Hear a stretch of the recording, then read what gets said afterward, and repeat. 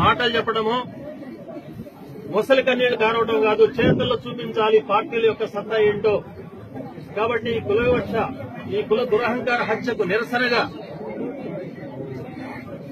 ఆ అమ్మాయిగా అంగీకరిస్తే ఆమె చాలా ప్రొఫెసివ్గా ఉంది, పట్టుదలగా ఉంది. ప్రణయ్ని నా బిడ్డలో చూసుకుంటా అని చెప్పింది, నా తండ్రిని ఉరిదీయమని చెప్పింది. కుల వివక్షత కోసం, కుల వివక్షతకి వ్యతిరేకంగా తన భర్త సాగించినటువంటి పోరాటాన్ని తన జీవితాంతం కొనసాగిస్తానని చెప్పింది. ఆ అమ్మాయికి మేము జేజేలు పలుకుతున్నాం. ఆ చైతన్యాన్ని జేజేలు పలుకుతున్నాం. అంతేగా తల్లి, నువ్వు ఆలోచించు. ఇప్పుడే సమయం కాకపోయినా ఇంకా 10 రోజులు సమయం తీసుకుని ఆలోచించు.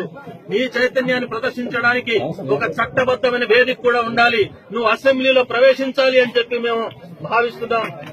ఎన్నికల్లో ఆ రకమైనటువంటి ధైర్యం కూడగట్టుకుని ఏదైతే నీ భర్త పైన ప్రమాణం చేశావో, ప్రణయ్ మీద ప్రమాణం చేశావో, ప్రణయ్ ఆశయాన్ని సాధించడానికి ముందుకు పోతాను, ఉద్యమం చేస్తానని చెప్తున్నావో, ఆ ఉద్యమానికి చట్టసభలో కూడా ఒక ప్రాతినిధ్యం రావాలి.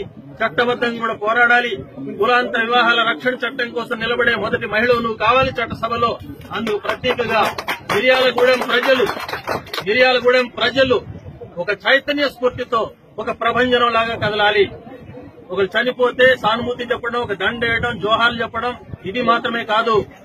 దానికి సానుభూతిగా రాజకీయ రంగంలో కూడా మా సత్తా చూపుతామని చెప్పి మొత్తం ప్రజలు ఆ చైతన్యాన్ని ప్రదర్శించాలని విజ్ఞప్తి చేస్తున్నాం.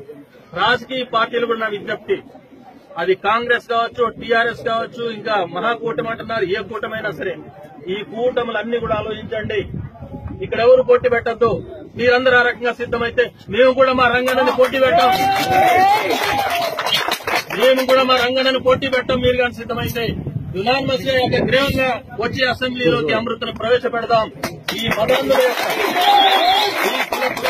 యొక్క, ఈ కుల దురహంకారుల యొక్క మతం అంచేదానికోసం తెలంగాణ రాష్ట్రానికి చూడల్ గొర్రెల నలిగిడిలో నలిగిపోతున్నటువంటి తెలంగాణ రాష్ట్రానికి ఒక సంకేతం ఇద్దాం. మిర్యాలగూడెం నుంచి ఈ దుర్మార్గుల ఆట కట్టించేదానికోసం ఈ చర్య తీసుకుంటామని ప్రకటిద్దాం. ఇందుకు రాజకీయ పార్టీలు, ఆ రాజకీయ పార్టీలో మాకు వైరుధ్యం ఉంది. టీఆర్ఎస్ పార్టీ అంటే మాకు వైరుధ్యం ఉంది, శత్రుత్వం ఉంది. కాంగ్రెస్ పార్టీ అంటే వైరుధ్యం ఉంది, శత్రుత్వం ఉంది. మిగతా పార్టీలతో మాకు ప్రయోజనం లేదు ఇప్పుడు. అయినా సరే వాళ్ళని చేతులెత్తి నమస్కరించి అడుగుతున్నాం. మా తరఫున, ఈ కుటుంబం తరఫున, బాధితుల తరఫున, బాధపడ్డటువంటి ఆ దళిత కుటుంబాల తరఫున, ఆ అట్టడుగు కులం తరఫున అడుగుతున్నాం, ఆ జాతి తరఫున అడుగుతున్నాం. మిగతా రాజకీయ పార్టీల నిజంగా చిత్తశుద్ధి ఉంటే తప్పనిసరిగా అమృతని మిర్యాలగూడెం నియోజకవర్గంలో యునానిమస్ గా చట్టసభకు పంపించే దానికోసం అందరూ సహకరించాలని చెప్పి అందరికీ నమస్కారం చేస్తున్నాను. ఏంటండి, వీడియో నచ్చిందా? అయితే ఓ లైక్ వేసుకోండి, లేదంటే ఓ కామెంట్ చేయండి. ఎప్పటికప్పుడు మా వీడియోస్ చూడాలంటే సబ్స్క్రైబ్ చేసుకోండి.